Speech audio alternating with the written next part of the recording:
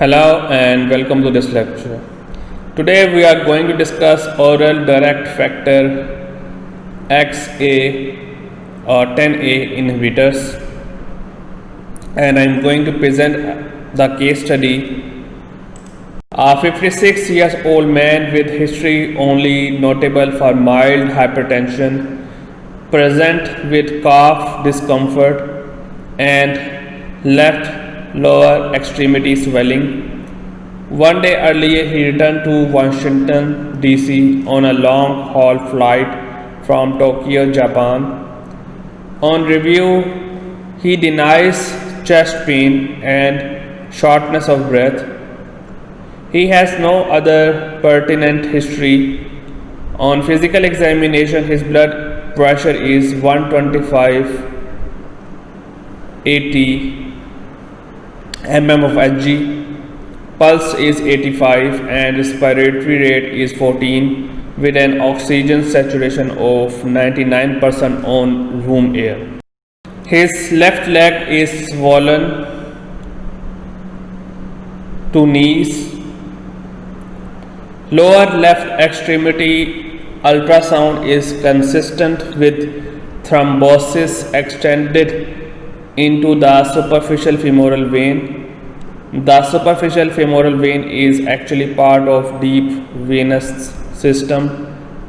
The drug that has been recommended is rivaroxaban, which is an option for the treatment of deep vein thrombosis and prevention of recurrent deep vein thrombosis and pulmonary embolism in adults after diagnosis of acute deep vein thrombosis. So when we talk about oral direct factor XA inhibitors, the drug which will come in our mind is rivaroxaban, that has been mentioned in the case study, or epizaban and adorzaban. And if you take a look of the suffix, I have highlighted in red color. You can memorize the name with the suffix like XABAN, Zaban, and you can memorize them. And as the title indicate, oral direct factor 10A inhibitors, so the factor 10A is important and they are responsible for inhibition of factor 10A. So the mechanism of action is quite simple, that it inhibits factor 10A, and where the 10A factor belongs, if you take a look of this diagram, that when there is a wound, it activates factor 7A, which is responsible to activate two factors, factor 9A and factor 10A. And then factor 10A is responsible for the formation of thrombin and fibrin. So what this drug is doing, that this drug is blocking the factor 10A so that to stop the thrombin formation, and then delay its thrombolytic activity.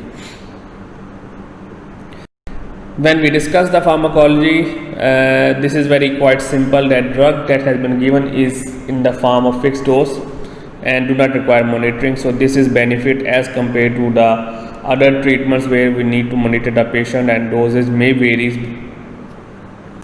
And the other benefit of this drug is having a rapid onset of action and shorter half-life than warfarin. So it is better than as we compare with the warfarin, where we need to measure the INR ratio or prothrombin time. So this is quite benefit. Half-life is, as we discussed, is shorter, so it is around 5 to 9 hours. If a patient having age between 20 to 45 years old. Epizaban has an oral bioavailability of 50% and prolonged absorption, resulting half-life of 12 hours with repeated dosing. So if you need to use the drug that required long absorption or long half-life, then you can recommend epizaban, that having bioavailability is low but having prolonged effect.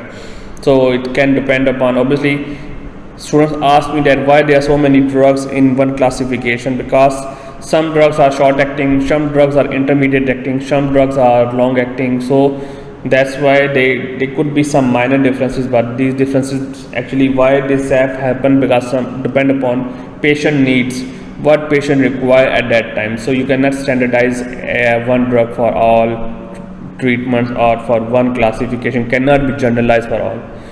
So that is very important for this topic. For Apizaban, if you need long half-life drug, then we need to recommend Apizaban.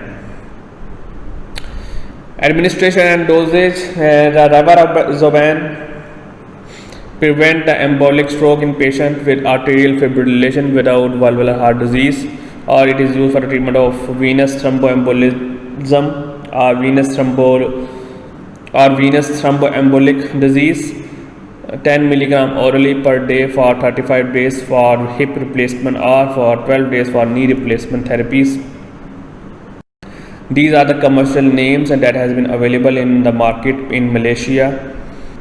Xarelto is the one of the drug that contain 20 milligram of Rivaroxaban. Then we have Eliquis that consists of 5 milligram of Apizaban. Then we have another product, Lixiana, 60 milligram Adoxaban. So thank you so much for today's lecture. Hope to see you again on upcoming lectures.